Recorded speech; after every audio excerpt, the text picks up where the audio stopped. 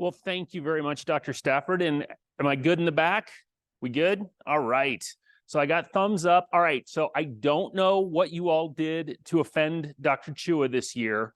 Normally, he puts me later in the session. This year, you get me first thing right out of the gate. So you clearly did something wrong, and I would strongly encourage that you apologize to Dr. Chua at some point today for whatever it was you did.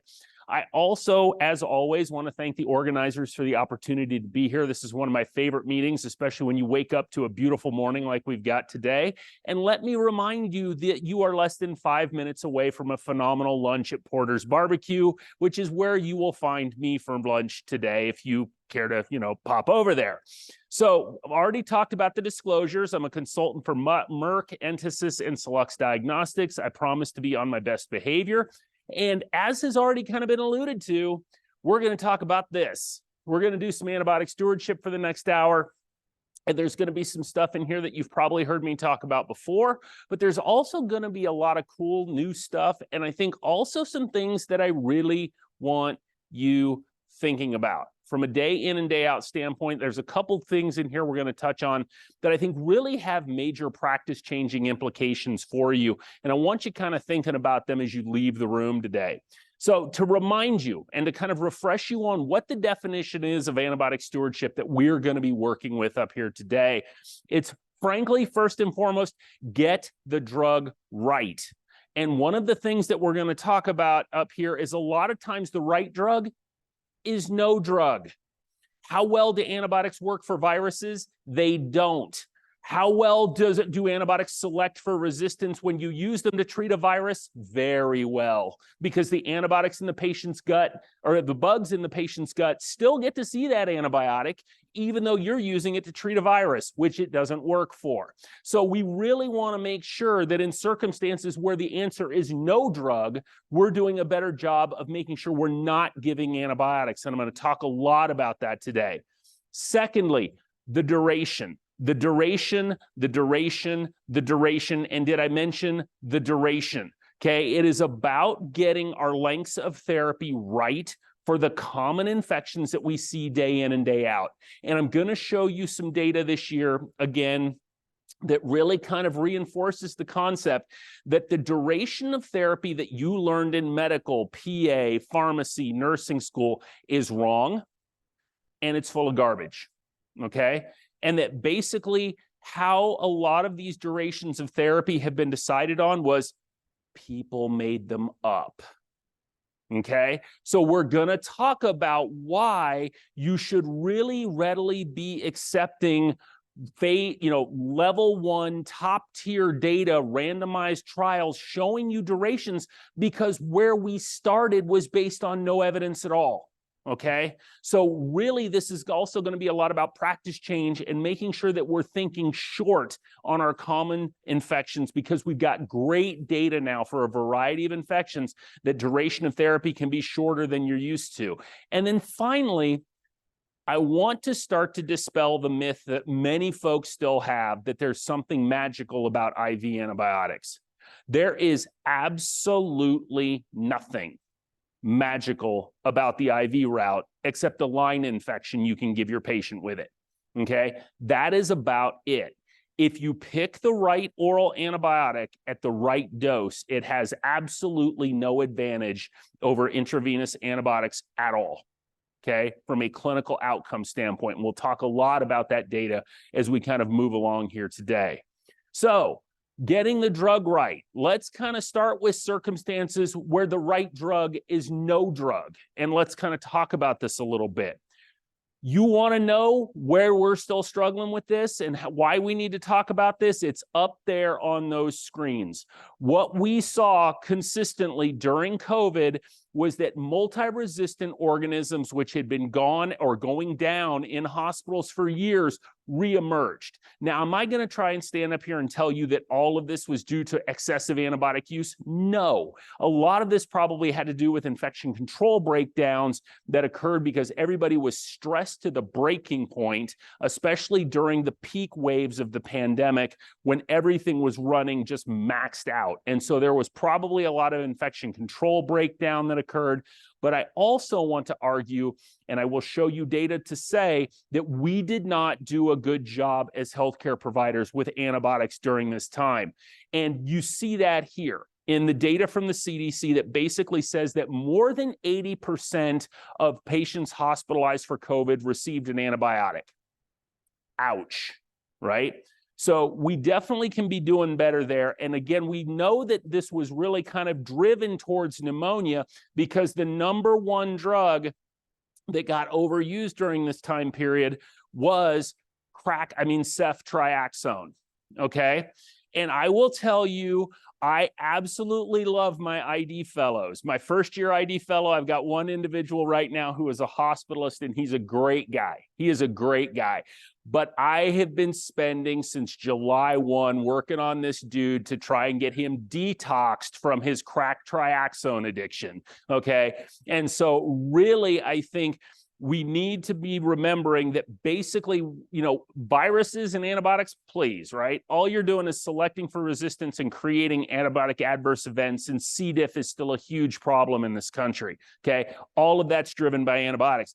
But again, in fairness, I think to everyone in this room and to healthcare providers during COVID, it was wickedly difficult to figure out what was going on, especially early in the pandemic, and kind of trying to tease out, was this bacterial pneumonia versus viral pneumonia? And so I think we need to give ourselves some grace there and kind of understand the complexities that were dealt with at the time.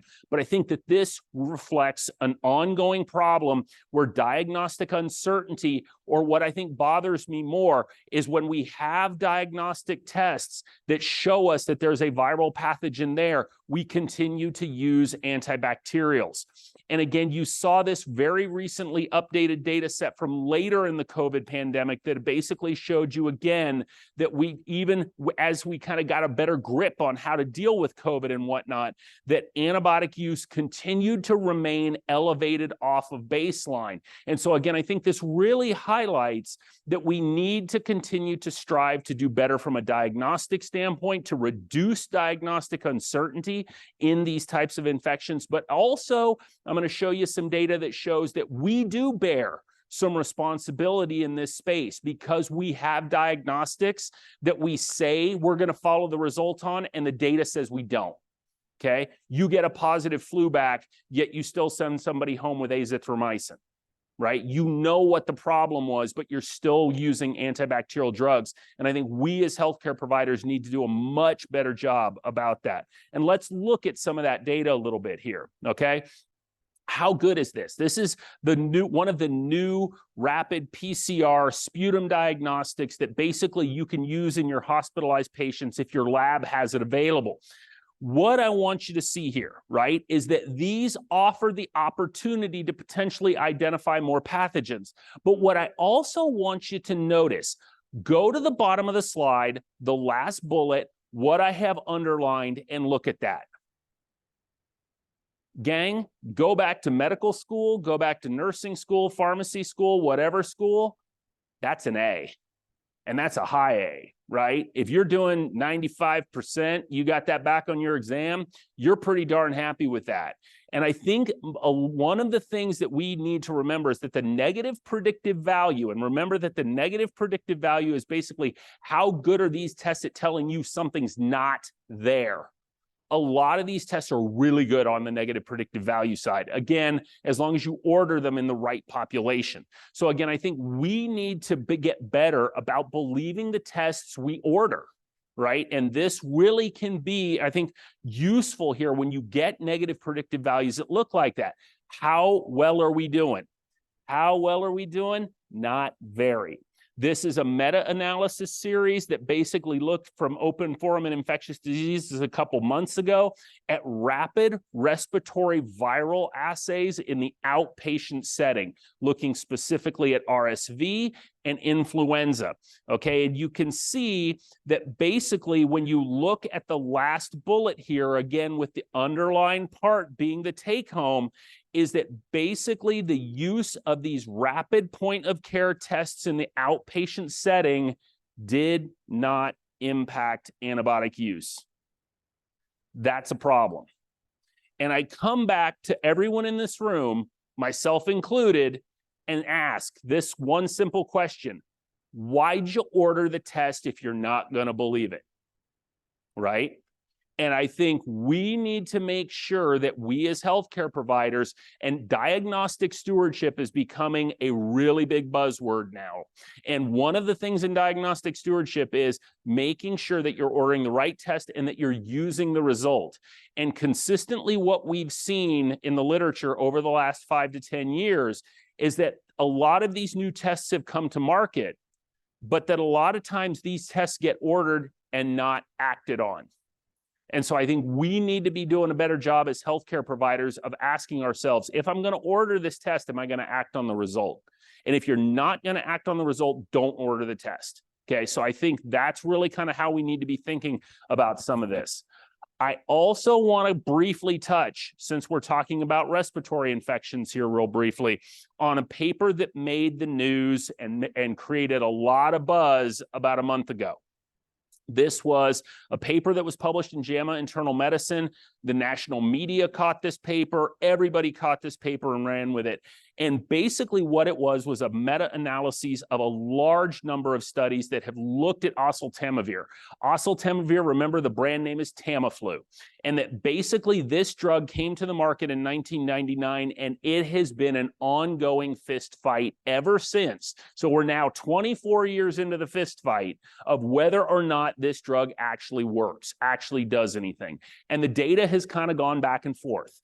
And remember at this point in 2023, headed into 2024, that basically the CDC continues to recommend the use of oseltamivir in high-risk patients, especially those individuals who have risk factors that really make them more susceptible to some of the complications of influenza. This is another attempt to really say, how well does this drug work? But I have some concerns with this study that I want to point out to you in case your patients ask about this, or you are one of these individuals that caught some of this in the media. Notice how many studies were identified, but how many were included in bullet 1. The exclusion of that many studies really is like, whoa. Now, again, to the author's credit, I think they did a pretty good job of making sure that the studies they did include were very solid. Okay, but that dilutes out, I think, kind of the strength of the study as far as numbers go. And so basically what you see here is that in all of these data subcuts, we didn't see the responses that we were hoping for with regards to reducing hospitalizations. And again, I admit that this is pretty disappointing, but I will also point out that notice overall, that's about a 23% risk reduction. It's just that your confidence intervals are very wide. Okay, so I think that's part of the problem there. I think the bigger issue, and something that we were reminded time after time after time after time during COVID, is that time matters when you're starting antiviral therapy for respiratory viruses. And one of the things they did not talk about in this manuscript was how long was it until the oseltamivir was initiated. Remember with remdesivir during COVID, everybody said the drug didn't work until they made sure it was given within 3 days, right? Then it worked like gangbusters. And that's kind of, again, the same thing that you see here with Tamiflu historically. If you don't get it in early, it doesn't work nearly as well. So the fight continues. I will tell you, I still want you, if I'm flu positive, if my family member who's high risk is flu positive, I want Tamiflu. Okay, until the CDC changes those recommendations, I'm sticking with it. Now, I will point out, and the authors do point out this as well, the major downer here is that this drug does come with nausea. And I think that is the #1 complaint that you hear from patients about this stuff, is that the nausea can be significant. So wanted to make sure that I kind of touched on this study. So kind of back to some of the other stewardship things that are out there. Let's talk about asymptomatic bacteria. Question for you. When do you treat asymptomatic bacteria? There are 2 circumstances in which, according to the guidelines, you're allowed to do it, but I would argue that data says we're now to only 1. Any thoughts on when those 2 are? Pregnant women. Yep, the data for pregnant women is pretty weak sauce, but the guidelines have not changed. So at this point, asymptomatic bacteria in pregnant women still gets treated. What's number 2? Pre-op, yep, if they're going to be instrumented, if you're going to go up into that urinary tract with an instrument, looking around, poking around, then it's okay to treat. Short of that, you do not treat. However, we all continue to struggle, and I see this with my own docs who have me barking at them all the time about this stuff. The urge to chase a culture is strong, okay? To quote the great philosopher Yoda, the force is strong in this one, okay? And I think we need to remember that a bug on a urine culture does not equal an antibiotic, all right? Asymptomatic bacteria does not get chased. And this is a state initiative from the state of Michigan, where Michigan basically said, you know what, we're tired of this. It's not getting better. We're going to tell hospitals either you fix this or we stop paying you. Okay. And so hospitals said, oh, crap, money. Now we're interested. Right. And so what happened was that the hospitals across the state kind of took different strategies to look at asymptomatic bacteria. And what they showed here, okay, was that basically with a bunch of different initiatives over time, the antibiotic stewardship initiative didn't really appear to do much. I point to you, okay, bullet 1, 2, 3, 4. Yeah. Basically, notice bullet 5. The percentage of patients with asymptomatic bacteria who received antibiotics in the pre and post interval didn't really change with the stewardship interventions. What did change was basically circumstances where the hospital said, we're going to make it harder to order urine cultures inappropriately. We're going to put in flags to better encourage optimal use of ordering of urine cultures. And that worked. Things like, we don't culture something that doesn't have white cells in it. We don't, basically, unless you go through an order form and describe the symptoms, we won't release a urine culture. Things like that to kind of block some of the potentially inappropriate urine culture results from coming out. Because you see that red thing in the EMR and it says E. coli, you want to order something. You know you do, right? It's like, whoa, see bug, kill bug, see bug, kill bug. No. But again, I think what we need to recognize is that antibiotic stewardship is important, but the diagnostic stewardship also has a real role to play here. Think about how we're ordering our tests. What are you going to do with this result? There's another fascinating paper from a couple of years ago where basically they didn't change the urine culture ordering system at all. What they did was change the reporting. If they didn't release the result unless the provider called, one, like only half the time did the provider call, but two, it totally took out basically half the antibiotic prescribing in that group or so, okay? So this is a circumstance where how we present data to providers also, I think, can really impact how antibiotic use goes. All right. Also, we are headed into respiratory season yet again. Here comes flu. Here comes RSV. RSV is going to get back on its seasonal schedule, I really think, this year. Also, COVID ain't going anywhere, right? And I'm not buying that we're going to see COVID become seasonal. I think COVID's just going to kind of hang around like it's been doing. You know, it's going to kind of wax and wane. So basically, we're now going to be dealing with 3 respiratory infections potentially over, you know, kind of at the same time as we head into fall. And again, everybody's got vaccine fatigue. But I think that we, you know, if we as healthcare providers don't continue to champion this, it's not going to get any better. And I want to remind you that flu still sucks.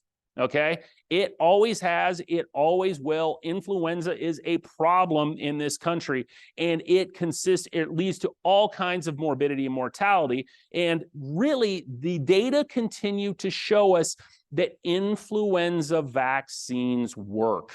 Okay, influenza vaccines work. They're very good at preventing severe disease, and they're very good at reducing antibiotic use, because guess what? People don't get sick. And when people don't get sick, people don't give antibiotics. I am to the point now where I consider influenza vaccine, pneumococcal vaccine, RSV vaccine, antibiotic stewardship interventions.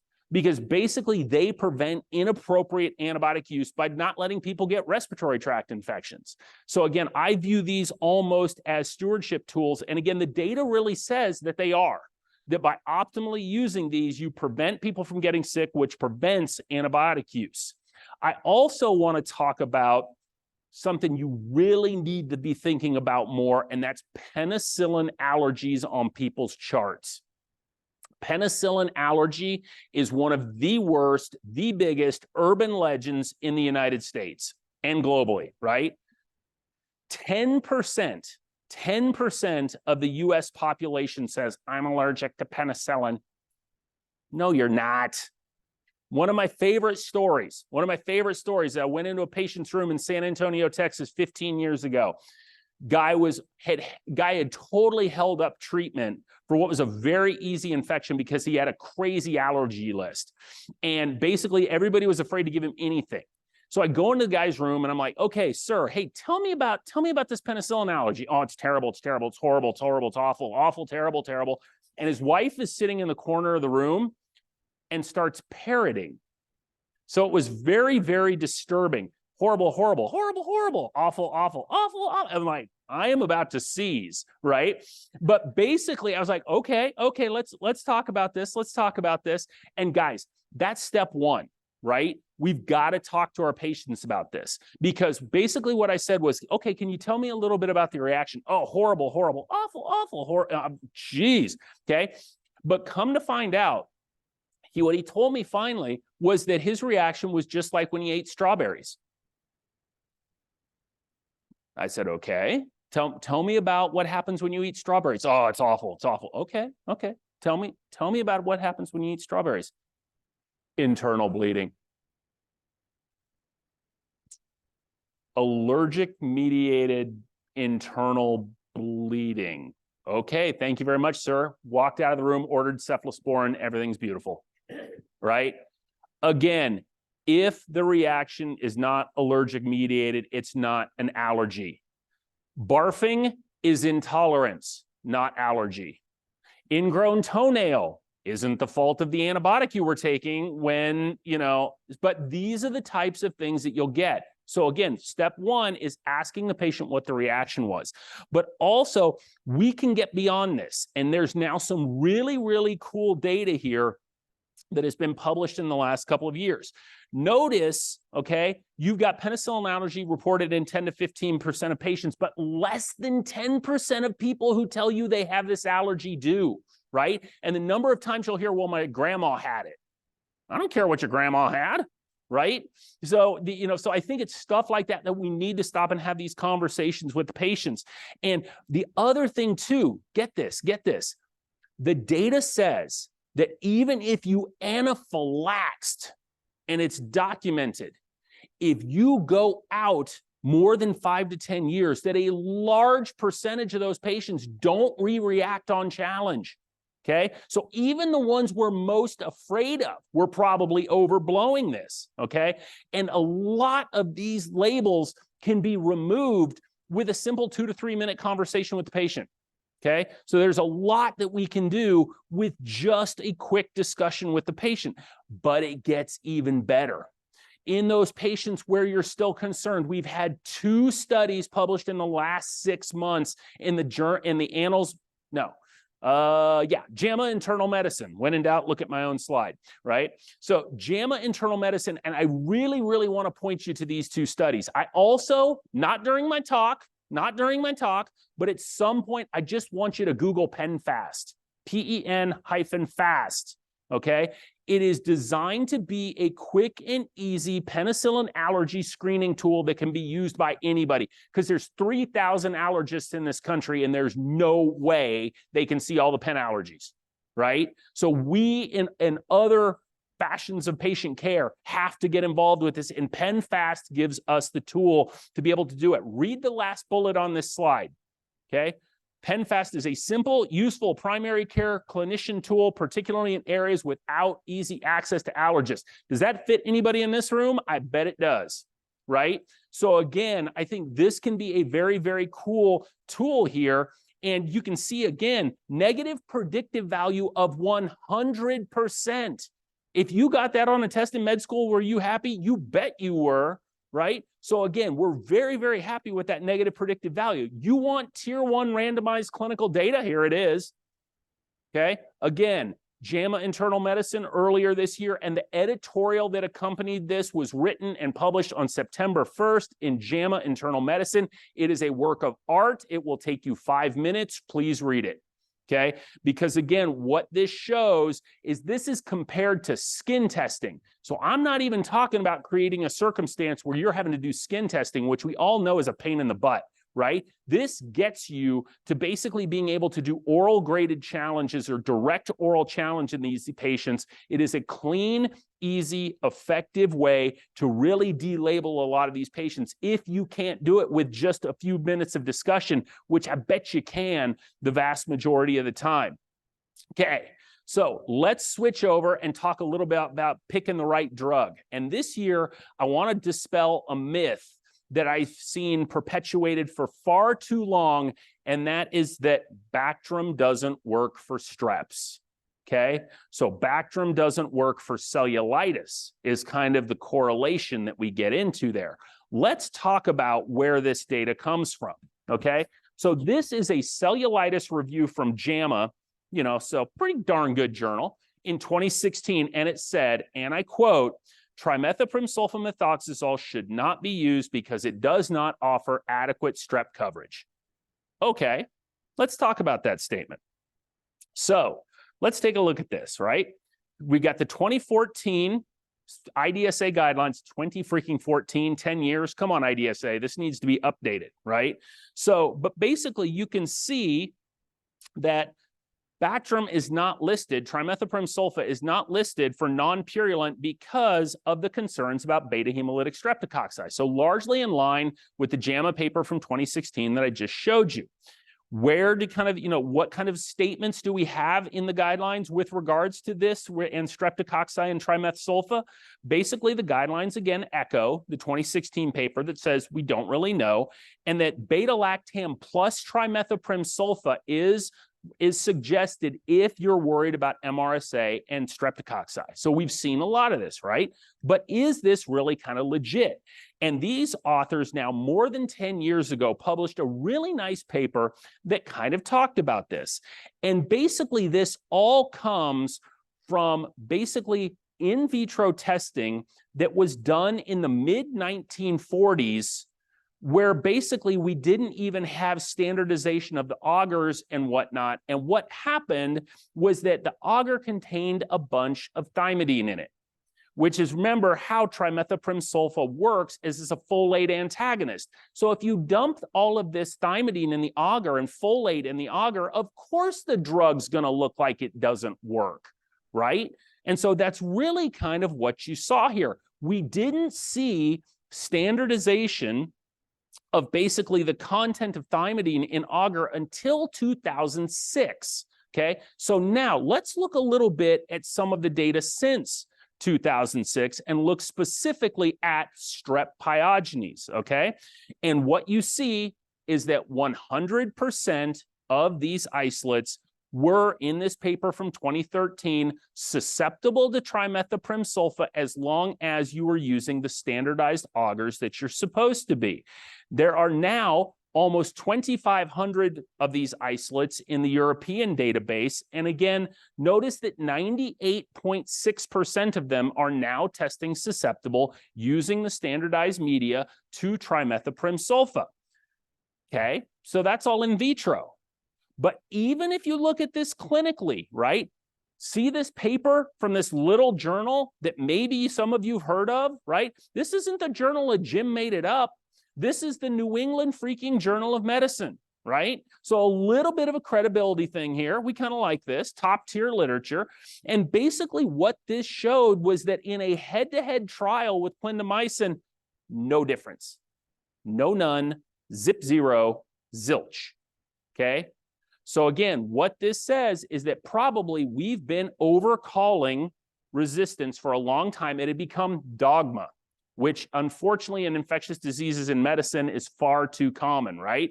But when you really look at this critically from an in vitro standpoint and a clinical data standpoint, Trimethoprim sulfa appears to be perfectly reasonable for skin and soft tissue infections due to beta hemolytic streptococci, and it gives you the benefit of also being active against Staph aureus in the vast majority of circumstances.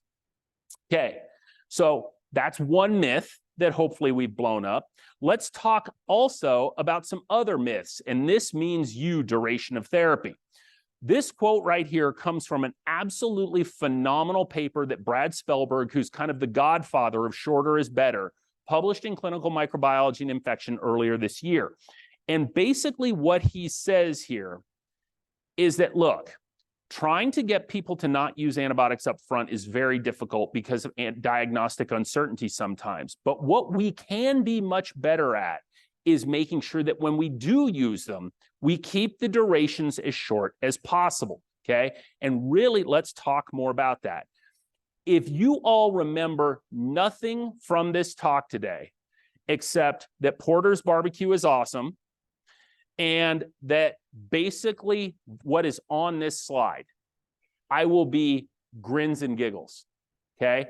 This slide right here should be worth its weight in gold to you. And I want you to notice a couple of things. I bet you that this slide covers 80–85% of the infections you see in daily practice routinely, okay?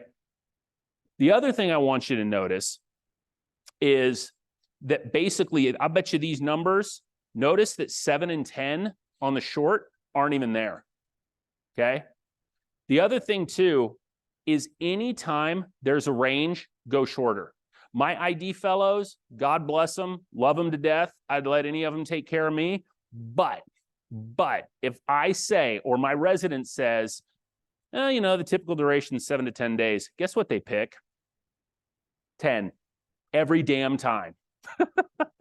Right? So what I've started doing and what I tell my residents to do and what I do with the fellows now is they're like, well, you know, I'm thinking 10 to 14 days. I'm like, that's garbage. No, you're not. 10, you know, 5 to 7, 5, right? Don't give ranges. Don't give ranges, because whenever we give ranges, people take the longer, right? So really, again, when you see this, go short and then clinically reevaluate, right? No one here is telling you that this is cookbook, you know, medicine, whatnot. You still have to keep brain engaged, but the clinical data says, and guys, this is top tier level evidence we're talking about. We'll talk about a lot of this. Why am I so fired up about this? Because unfortunately, we continue to see this. This is a paper now that's 5 years old out of the CDC. Remember that the IDSA guidelines for community-acquired pneumonia recommended 5 to 7 days in the year 2016. We're now 7 years in since that recommendation came on, and everything in red is more than 7 days, okay? And get this, the CDC was generous here because the bulk of the data says all you need is 5 days. And there's even a little bit of data for community-acquired pneumonia that all you need is 3. So really, again, when you're treating community-acquired pneumonia, it shouldn't be more than 5 days. And I also want to make this point because this, I think it's this data. No, it's not this data. But basically, what is driving almost everything in the red here is what happens when the patient leaves the hospital. And so this has become a major focus for us and a lot of other stewardship programs around the country. You don't need to reset the clock when the patient leaves the hospital, right? If they've been in the hospital and the duration of therapy for community-acquired pneumonia is 5 days and you've given them 3 days of ceftriaxone AZ, do not send them out with 5 more days of oral antibiotics. They need 2 more days of oral antibiotics if they got 3 in the hospital, right? So again, that is what is driving almost all of the red that you see on this slide. And that is when you look at the literature out there over the last few years, what really is driving a lot of these duration problems is providers resetting the clock as patients are leaving the hospital. The other thing I want to talk about, IV to oral switches are something we're not doing nearly enough in hospitalized patients. And this is a paper from Clinical Infectious Diseases earlier this year.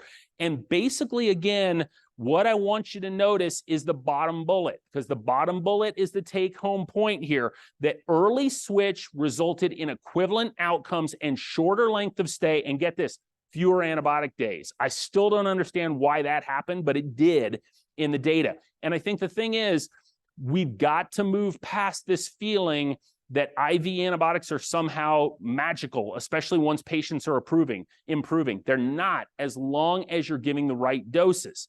So, right, it's hard to convince doctors not to prescribe antibiotics at all. It is easier to convince doctors to prescribe for a duration of therapy that has been shown to be effective in randomized clinical trials. And guys, that's all clinical trial data right there. Randomized clinical trial data. None of this is like weak sauce, single center, small number, retrospective data sets. Okay, so we are here with this stuff with regards to duration of therapy. Also, this quote I kind of made a little bit earlier, and I'm starting to get tight on time, but I want to remind you that what you were taught was not based on randomized clinical trial data, right? And so again, any place now that we have randomized clinical trial data, it's way better than the data that was used to make the original recommendation, yet people drag their feet because it's not what they were used to doing. Okay, so just something to really kind of think about here. And to show you that when you look at the data, even in the guidelines, look down here at how much of the data is basically low or very low quality of evidence and strength of recommendation. So even our guidelines that we follow recognize that the amount of data that's used to build some of these recommendations is challenging. And we also, again, have to give ourselves some grace, because one of the questions I've had is, okay, you had this great paper appear in the New England Journal of Medicine or JAMA or Lancet. Why does it take so long? Because change is hard and change takes time. And on average, it takes 17 years from top level tier 1 data to be published for it to become routine practice in medicine. But guys, we're getting disturbingly close to 17 years on some of these things that we're talking about here today. How am I doing on time? Got about 6 minutes. Okay, so got to pick up the pace here just a little bit and make sure we stay on time here. I really also, for any of you in the room who still were heavily indoctrinated, as I was, with the if you don't finish your antibiotics, the infection comes back stronger nonsense, brainwashed, victim, guilty, totally admit it, right? Read that top paragraph from that same paper from Brad Spellberg real quick, right? So basically, I love that. You know, again, you've now got permission, you've got data to really kind of go back and reevaluate some of our antibiotic durations of therapy and make sure that we're using as little drug as possible. Because remember, every single dose basically drives resistance and increases the risk of adverse events to those antibiotics. I also want to touch on this one, and this is one of my favorite papers of the last 10 years. And again, it's a Brad Spellberg production from, he's now chief medical officer at USC and is kind of required reading. But for any of you who are still hung up on, I need that antibiotic because it's cidal, no, right?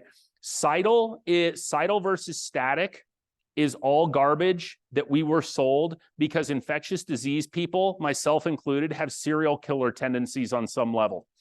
Okay, we basically love to put antibiotics into a test tube and shake it up and hear the bugs scream and die. We're kind of sick that way, right? We don't like to put an antibiotic in the test tube, hold it up to our ear and hear the bug go.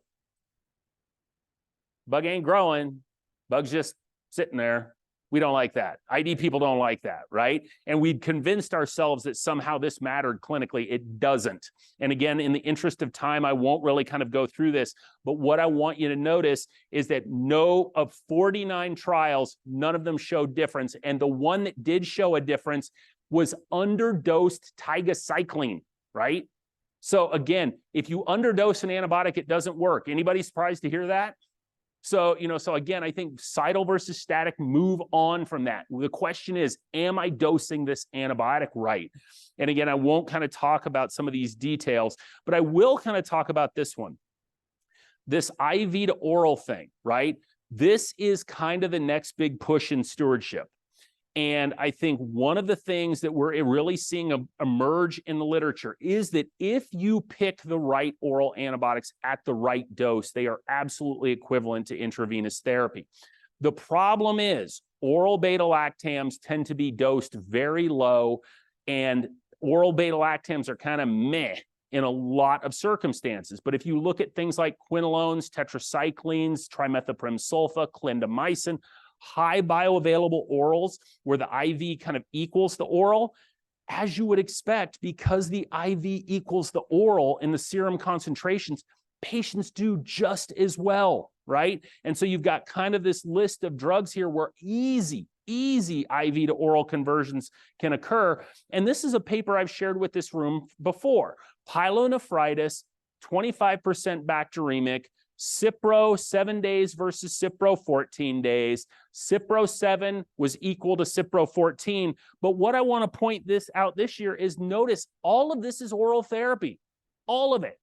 Okay, again, reinforcing that if you have a drug like ciprofloxacin where the IV equals the oral, why are you using the IV, right? So again, I think we can really kind of see that. And similar data here in a basically data out of Israel that shows no difference between 7 and 14 days for gram-negative bacteremia. But notice again, 65% of the patients in the short duration arm received oral antibiotics. Okay, so again, don't be afraid of your oral antibiotics and early switches off of IV, especially if you're using drugs that are basically one-to-one converted. Where I want you being careful, okay, where I want you being careful is when you're using ceftriaxone and you go to cefpodoxime, 1 gram of ceftriaxone does not equal 400 milligrams of cefpodoxime, right? 12 grams of ampicillin a day intravenously does not equal 2 grams a day of oral amoxicillin. It's not an issue that the oral is worse. It's that you're giving 12 grams of IV ampicillin versus 2 grams of oral amoxicillin. It has nothing to do with the route. It has everything to do with the dose de-escalation, okay? So you do have to kind of be a little bit careful in your IV to oral conversions as to what drugs you're using. You want proof this works? Again, this silly little thing, the New England Journal of Medicine, endocarditis, guys. Endocarditis out of Europe, IVs equal to oral, okay? And you can basically see all the oral regimens. They now have 3-year follow-up data for this. Totally fine. But they got the drugs right. They based everything on the pharmacokinetics. And that is why this worked. So I'm getting threatened from down front.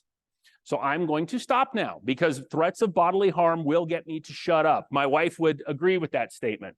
But the thoughts I really want to leave you with, again, make sure that that table, duration of therapy is, like I said, if you don't take anything else from this talk today, please take that, okay? Because I think that really is useful for you and your patients and society as a whole as we try to minimize antibiotic resistance. So the things I want you to walk with, first and foremost, get the drug right? Follow your cultures, follow your susceptibilities, but remember for viral infections and things that basically antibiotics won't work, we're not doing our patients any good. And all we're doing is creating problems. The duration for the vast majority of infections that you're treating is shorter than you were taught in school. It was shorter than you heard at a CME 10 years ago. It may even be shorter than you heard at a CME in this room 5 years ago. Okay, so make sure that you're staying up to date on your durations of therapy. Also, there is nothing magical about intravenous antibiotics. Orals are absolutely as good as long as you know how to dose them right. And also, vaccines are huge. Vaccines for antibiotic stewardship are absolutely massive. The new RSV vaccine is going to be extremely exciting to have around. Look at that data if you have not, because the number of questions we're getting on that is absolutely amazing. And then really, I would argue antibiotic allergy also is a huge stewardship thing, because if you don't give patients the frontline antibiotics because of allergy, the data very clearly shows they don't do as well. Okay, so I think really taking the time to have these conversations, and remember PenFast, guys, you've now got top tier data sitting out there that make this much, much easier to delabel your patients with regards to penicillin allergies. So in the interest of my bodily, safety, I will thank all of you for your time this morning. I will thank Dr. Chua and the organizers, as always, for an invitation to be here. I'm going to get off the stage before people start throwing things, but I will be around for questions if anybody would like to chat. Oh, I still have 5 minutes? Oh, cool. They see, they were smart. They sped me up down front. I thought I was totally out of time. I do have time for questions. Okay. Any questions? There's a question in the back, ma'am.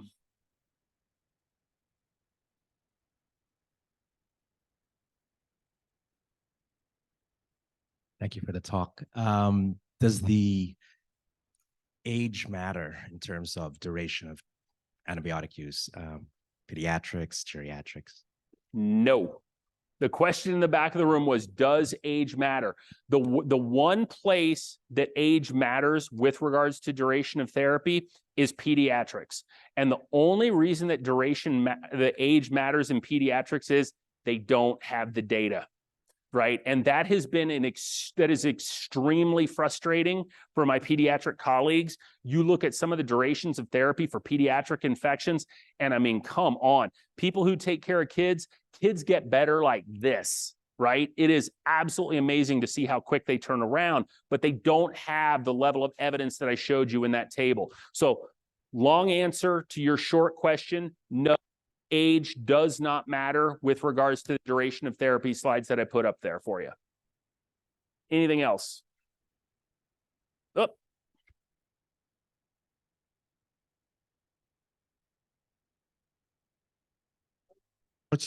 For this very impressive presentation. So I just want to make sure I get this right. When we read up to date, which is one of the information that we normally use in clinical practice. Yes. They tell us that if you see E. coli in the urine, basically that is UTI, and go ahead and treat with antibiotics. Is that correct? So you're telling me that up to date says if you see E. coli in the urine, yes, that is a UTI and it should be treated? Yes. If that is the case, up to date needs to be blown up. But I have a sneaking suspicion that maybe you ended up in a part of up to date that maybe is not up to date, but because I know that they're pretty, because I'm one of those people who I'm like, I use up to date with physicians a lot when they're like, but I'm like, up to date says, and they're like, ooh, you know. So I would be shocked because this has been such a hot button. But I want to talk with you because I want a screenshot of that from you if you're actually finding that in up to date, and now you're going to cause me to go back and look at my up to date. But if up to date says that, move on to another reference, right? Because basically, if you see E. coli in the urine, and there is no other symptoms, right? They don't have frequency, they don't have burning, they don't have dysuria, they don't have any of that. You know what that E. coli is doing? Just chilling. Let it chill, right? Because what the data does show, especially, and Paul Pottinger did a great talk on this last year up here, especially in postmenopausal women. If you chase that E. coli and that woman was feeling fine and you just happened to find it, you set that woman up for very high risk of like recurrent UTIs then. Because guys, urine is not sterile. Urine has microbiota like everything else. And when you disrupt it, you potentially create a circumstance where you can create challenges where you get yourself almost into a recurring C. diff type picture, right? Where it's like once you've had one UTI, you get more. And the data is strongest for this in postmenopausal women. So be very, very careful, you know, and if up to date is saying that, you and I need to have a chat with up to date. How does this all relate to prostatitis, which I noticed wasn't on your list? You know how to hurt my soul. Do you work at a VA? UA. Okay, yeah. So the question over here, in case you didn't hear it, was how does any of this relate to prostatitis? Okay, one, the duration of therapy stuff does not relate to prostatitis. What you've got for prostatitis right now, keep doing. Okay, now that I will say, but what I will say about prostatitis is I really, really want to stomp on one myth that is out there. And that is the myth that beta-lactams don't work for prostatitis, right? That is out there. Let me fix that myth for you, okay? Quinolones and Bactrim are clearly preferred. You know why? They're easier. They're easier, they get great blood levels, and they get into the prostate really well, okay? That is why those drugs are preferred, okay? Beta-lactams don't work for prostatitis. Do you know where that myth comes from? Low dose oral beta-lactams. It comes back to the whole PK/PD discussion that we had. If you go after this thing with cephalexin, which is a lousy E. coli drug that you give at a low dose, guess what? It ain't going to work. If you look at the data on intravenous beta-lactams for prostatitis, they work great. Why? Because you're hitting all your PK/PD targets. So this is another really good example where my new friend over here unintentionally helped me reinforce the message to you guys that it's not IV to PO, it's are you picking the right PO at the right dose? And so, yeah, I wish I had shorter course therapy data for prostatitis. It's like way up on my wish list, but I'm not aware of any at this point in time. Yes, sir. Oh, because we got the people online. My day-to-day difficulties is my geriatric patients who come in with dysuria and they're sure they have a UTI or their daughter thinks they have a UTI. Is there any practical advice? I mean, they're symptomatic, which may be a viral thing. They may be dehydrated. It may not be anything to do with a UTI. Yeah. I think again, the geriatrics is definitely the toughest group to deal with here, especially if they've got dementia at baseline or something along there that makes it harder to have some of these conversations with them. And those folks, they're just tough to work with. I think in circumstances where you have time and where the person doesn't look acutely ill, especially if they get brought in for confusion into the ED, what we find routinely is like give them a little bit of time, hydrate them up, they tend to perk up, right? But the problem is when everybody's so slammed and so busy, like our ED right now, I think we had like 40 something boarders in the ED last week or some crazy number like that. It's hard to do. And so I think, again, I'm not in any way, shape or form saying, and I always screw this saying up. So I'm trying to get it right. Don't let the perfect be the enemy of the good. Right. And even if in those really challenging cases, we can slow it down a little bit and maybe do 10 to 15% better. You know what? That's a whole 10 to 15% better than we were doing last week. And the thing that really bothers me, and I see this a lot more than I would care to admit, is the type of patient you described is exactly the type of patient that shows back up a week and a half later with raging C. diff when we treated a UTI that through the retrospectoscope, we probably didn't need to treat. So, so I think that it's a tricky circumstance, especially in patients who are altered and can't communicate with us. But I think, we do the best we can in those circumstances. And I wish I had a better answer for you.